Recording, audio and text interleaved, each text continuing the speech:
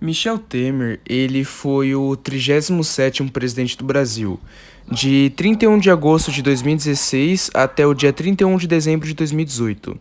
Temer, ele assumiu após o afastamento definitivo de Dilma Rousseff, que estava em processo de impeachment. No período compreendido entre 12 de maio e 31 de agosto de 2016, Temer, ele assumiu o governo do Brasil como presidente interino. Em 21 de março de 2019, Michel Temer teve sua prisão decretada dentro das ações da Operação Lava Jato. No entanto, 4 dias depois, em dia 24 de março, o desembargador Antônio Ivan Antiné mandou soltá-lo. Após este mandato ter sido revogado, o ex-presidente resolveu se apresentar à Polícia Federal em 9 de maio de 2019.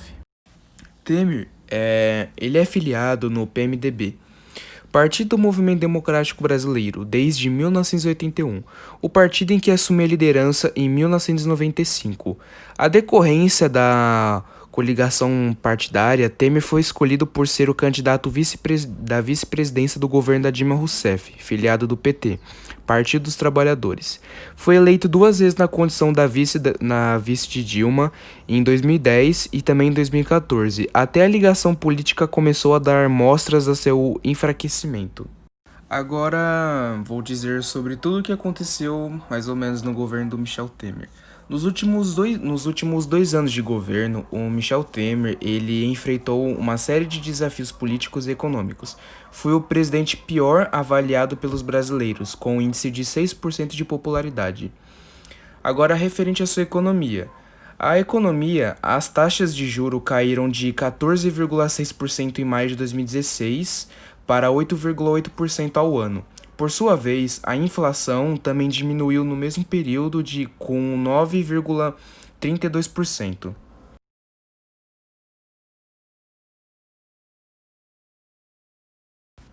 Agora sobre o desemprego.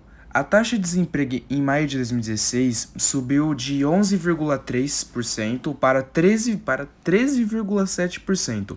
Isso significa que 13,7 milhões de pessoas estavam sem emprego durante essa época. Agora, em relação à intervenção federal no Rio de Janeiro. Durante o governo do Temer, o governo do estado do Rio de Janeiro pediu ajuda ao governo federal para solucionar os graves problemas decorridos da. Então, agora irei falar sobre a cronologia do percurso do político do Temer nos últimos 19/20 anos. Em 2001, ele foi presidente da Câmara dos Deputados. Durante o mesmo ano, ele virou presidente nacional do PMDB. Em 2009/2010, ele se tornou presidente da Câmara dos Deputados de novo. De 2011 para 2014, ele se tornou vice-presidente do Brasil.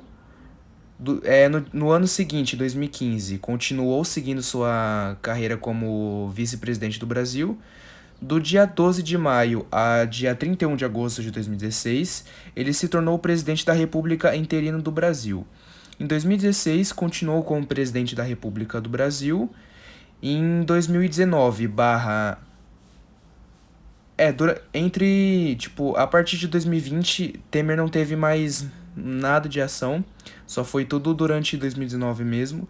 No dia 21/3, ele foi preso por operação da Lava Jato e dia 25/3 ele foi solto. Em questão de 4 dias, ele foi liberto da sua prisão. Agora vamos falar sobre o nosso presidente atual, que é Jair Bolsonaro. Agora eu vou falar sobre o governo dele. O governo de Jair Bolsonaro teve início no dia 1º de janeiro de 2019 e está previsto para terminar dia 31 de dezembro de 2022.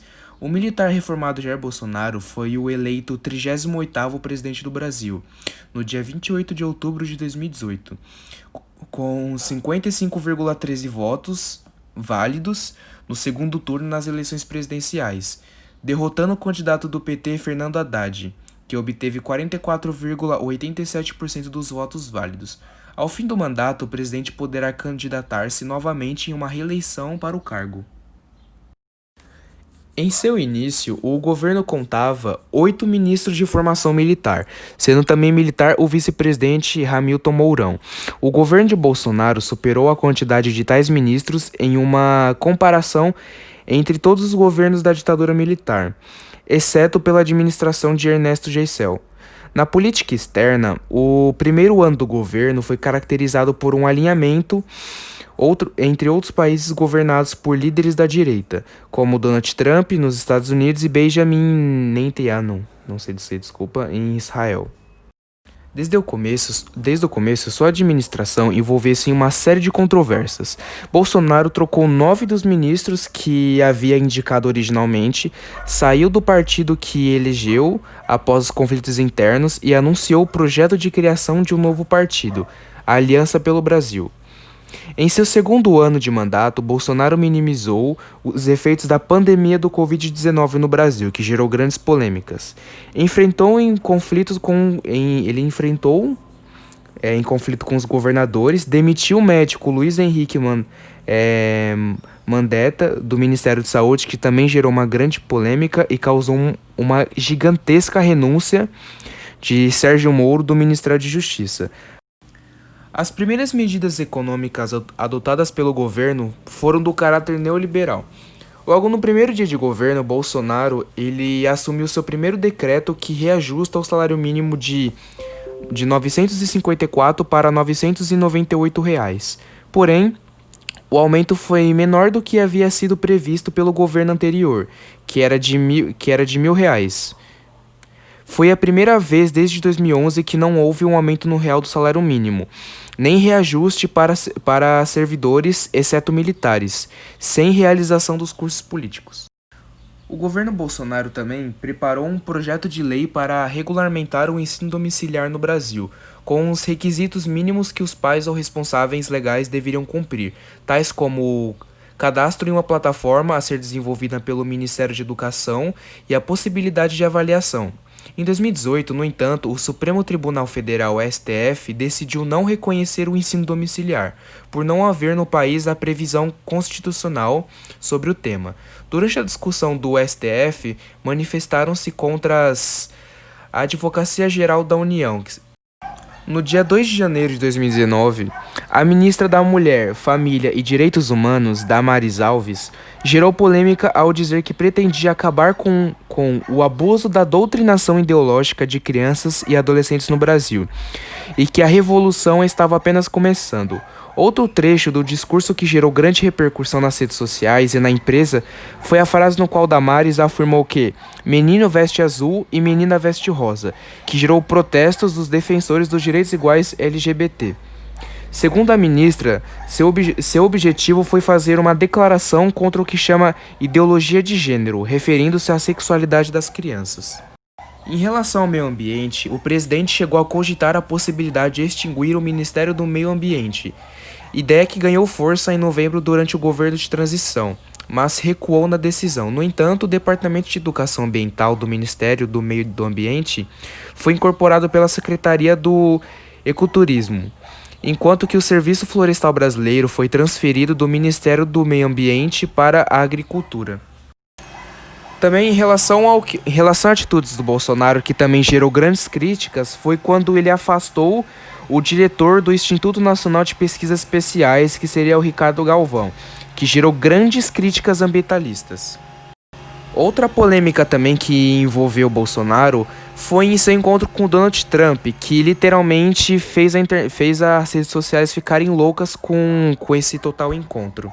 Com certeza, uma das coisas que geram maiores repercussões sobre o nosso presidente é a posse de armas de fogo. Tudo se iniciou no dia 15 de janeiro de 2019, que ele flexibilizou as regras para a posse de arma de fogo no país.